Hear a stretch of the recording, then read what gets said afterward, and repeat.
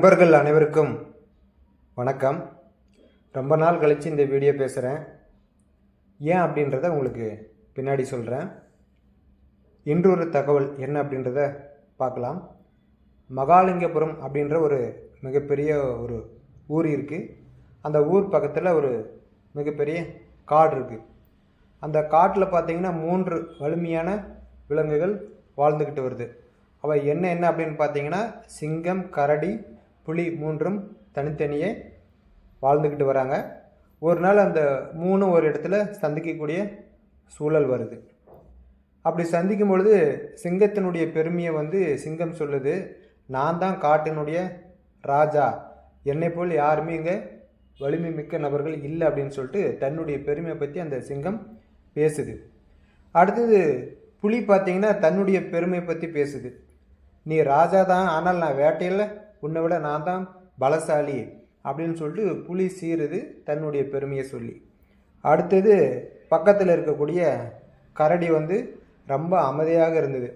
வலிமை என்பது தன்னை கட்டுப்படுத்தி பொறுமையாக இருக்கிறது தான் மிகப்பெரிய பலம் அப்படின்னு சொல்லிட்டு அந்த கரடி சொல்லுது. உடனே 3 பேர்த்துக்குள்ளார ஒரு போட்டி வருது. நமக்குள்ளே யார் பெரியவங்க அப்படின்னு சொல்லிட்டு ஒரு போட்டி முடிவு செஞ்சு அந்த போட்டியில் யார் ஜெயிக்கிறாங்களோ அவங்க தான் பலசாலி அப்படின்னு நிரூபிக்கலான்னு சொல்லிட்டு முடிவு பண்ணி ஒரு போட்டி வைக்கிறாங்க. அப்போ அந்த போட்டி என்ன அப்படின்னு பார்த்தீங்கன்னா, ஒரு மரத்தினுடைய கிளையை யார் வேகமாக உடைக்கிறாங்களோ அவங்க தான் பலசாலி அப்படின்னு நிர்ணயிக்கப்படுது. உடனே போட்டி தொடங்குது. முதல்ல சிங்கம் போய் ஒரு மரத்தினுடைய கிளையை உடைக்கலான்னு சொல்லிட்டு ரொம்ப கர்ஜனையோடு போகுது. தன்னுடைய பாதங்களால் அந்த மரத்தை அடித்து உடைக்குது. ஆனால் ஒரு சில கிளைகள் மட்டுமே அதனால் உடைக்க முடியுது, மீதி அதனால் உடைக்க முடியல. அடுத்தது புலி வருது. அது வேகமாக தன்னுடைய கூரிய நகங்களால் அந்த கிளைகளெல்லாம் பிடிச்சி பிராண்டி எடுக்குது. ஆனால் ஒரு சில கிளைகளை மட்டுமே அதனால் உடைக்க முடியுது, மீதியை உடைக்க முடியல. கடைசியாக கரடி வருது. இந்த சிங்கம் அந்த புலி ரெண்டும் என்ன செஞ்சது அப்படின்றத பார்த்துட்டு பொறுமையாக மரத்தினுடைய அடியில் இருக்கக்கூடிய அந்த மண்ணை எல்லாத்தையும் தன் காலால் தோண்டி எடுக்குது. அதுக்கப்புறமா வலுவிலேருந்து அந்த மரம் கீழே விழுது. அதுக்கப்புறமா அந்த நிகழ்ச்சியை பார்த்து சிங்கம், புலி இது ரெண்டும் பயங்கரமான ஆச்சரியத்தோடு பார்க்குறாங்க. இப்படி ஒரு வேலையை இந்த கரடி செஞ்சிச்சு அப்படின்னு சொல்லிட்டு. ஸோ அதிலிருந்து அந்த சிங்கம், புலி, கரடி 3 ஒட்டுக்க சேர்ந்து வாழ்கிறாங்க. அதாவது பார்த்திங்கன்னா சிங்கம் ராஜா போன்றும், புலி ஒரு போராளி போன்றும், கரடி ஒரு நாணய போன்றும் ஒட்டுக்க சேர்ந்து வாழ்ந்துக்கிட்டு வராங்க. ஸோ இந்த கதை மூலிமா நம்ம என்ன தெரிஞ்சுக்கணும் அப்படின்னு சொன்னால், ஒற்றுமையில் வலிமை உள்ளது. நாம் பல பிரச்சனைகளால் பல வகையாக பிரிஞ்சிருக்கிறோம். அதை தவிர்த்துட்டு எல்லாரும் ஒட்டுக்க சேர்ந்து செயல்பட்டோம் அப்படின்னு சொன்னால் எந்த செயலிலும் நம்மளால் கண்டிப்பாக வெற்றி பெற முடியும் அப்படின்றது இந்த கதை மூலமாக நாம் தெரிஞ்சுக்கலாம். அடுத்ததாக 2 மாதத்துக்கு முன்னாடி வீடியோ போட்டது மறுபடியும் இன்றைக்கி தான் வீடியோ போடுறேன். இன்றைக்கி என்ன ஏதாச்சும் பெருசாக விசேஷம் இருக்கான்னு பார்த்தா ஒன்றுமே கிடையாது. ஏன்னா மைவி த்ரெட்ஸ் ஆரம்பித்த நாளிலிருந்து அதில் இருக்கக்கூடிய நிறைய உறுப்பினர்களுக்கு நமது சேனல் மூலிமா நிறைய செய்திகள் நம்ம கொடுத்துக்கிட்டு இருந்தோம். அதுக்கப்புறமா மைவி த்ரெட்ஸ் ஸ்டாப் ஆனதுலேருந்து எந்த ஒரு அப்டேட்டடான தகவலும் வரல. ஸோ தெரியாத தகவலை சொல்லி மக்களுக்கு யாரும் போர் அடிக்க வேண்டாம் அப்படின்னால வீடியோ போடலை. இன்றைக்கும் ஒன்றும் பெருசாக எந்த அப்டேட்டும் கிடையாது. நமது சேனல் தொடர்ச்சியாக நிறைய அப்டேட்டை கொடுத்துக்கிட்டு இருந்தோம், தகவல் இல்லை, கொடுக்கல. இப்படியே வீடியோ போடாமல் விட்டுட்டோம் அப்படின்னு சொன்னால் நாளைக்கு மைவி த்ரெட்ஸ்லேருந்து ஒரு தகவலே வந்தால் கூட சொல்ல முடியாது. ரொம்ப நாள் வீடியோ போடாமல் இருந்தோம் அப்படின்னு சொன்னால் சேனல் சஸ்பெண்ட் ஆயிரும். ஸோ அதுக்காக நம்ம ஏதாச்சும் ஒரு வீடியோ போட்டுக்கிட்டே இருந்தால் தான் எந்த ஒரு தகவல் வந்தாலும் சொல்லலாம் அப்படின்றதுக்காக தான் இந்த வீடியோ. இனிமேல் டெய்லியும் ஏதாவது ஒரு இன்ட்ரோ தகவல் இந்த மாதிரி கதைகள் ஏதாச்சும் ஒன்று சொல்லலாம் அப்படின்னு யோசனை பண்ணி வச்சுருக்கேன். விருப்பம் இருக்கிறவங்க பாருங்கள், விருப்பம் இல்லையா உங்கள் வேலை என்னவோ அதை நீங்கள் தாராளமாக பார்க்கலாம். ஸோ மைவி த்ரெட்ஸ் என்ன தான் நிலமை அப்படின்னு பார்த்தீங்கன்னா யாருக்குமே சரியான அப்டேட்டு கிடைக்கல.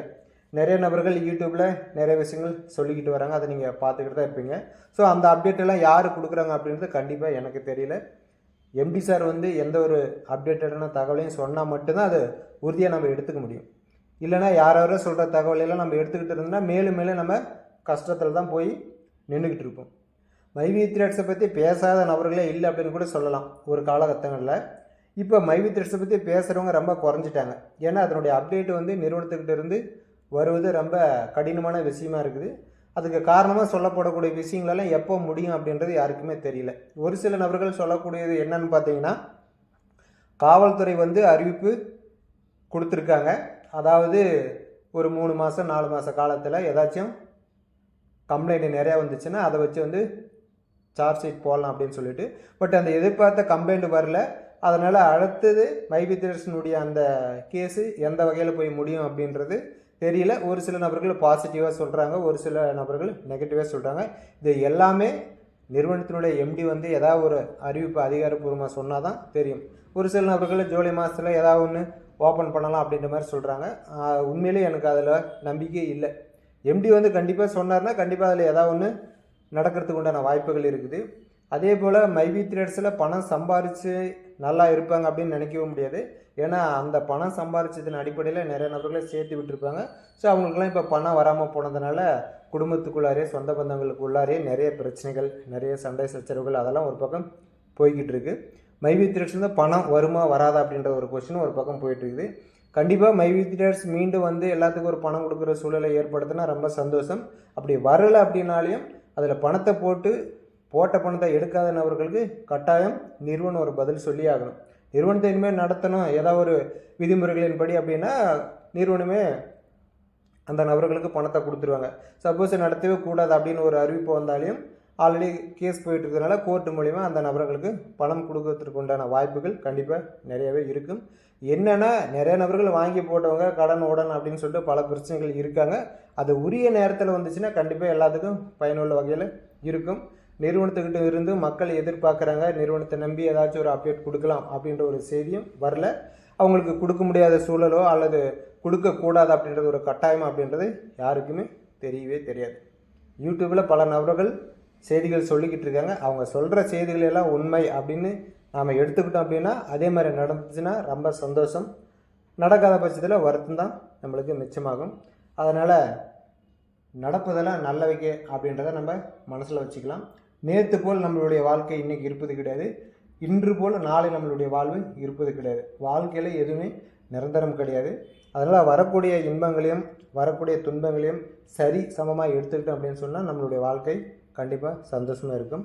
மீண்டும் அடுத்து ஒரு தகவலுடன் உங்களை சந்திக்கிறேன். நன்றி, வணக்கம்.